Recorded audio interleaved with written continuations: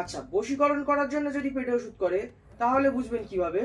হয়তো হয়তো 5টা মানুষ আছে, সেই 5টা মানুষের ভিতরে কেউ হয়তো কাউকে ওষুধ করতে চাচ্ছে, বা কেউ হয়তো কাউকে ওষুধ করেছে, পেটে ওষুধ খাইয়েছে হয়তো কোনো খাবারের মাধ্যমে, বা কোনো জলের সাথে, বা কোনো প্রসাদের সাথে, বা কোনো যে কোনো জিনিসের সাথে হয়তো খাইয়েছে।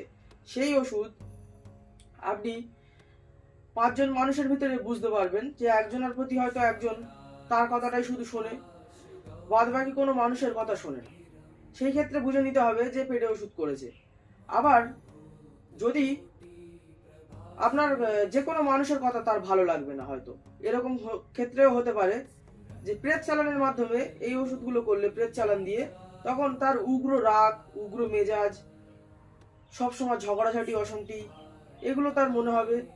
বা এই পেটে ওষুধ করলে সেই মানুষের মাথা মস্তিষ্ক খারাপও হয়ে যেতে পারে, সে পাগলও হয়ে যেতে পারে, বা বিছানা সজ্জাও হতে পারে। এই সমস্যাগুলো মানুষের হয় পেটে ওষুধ করলে।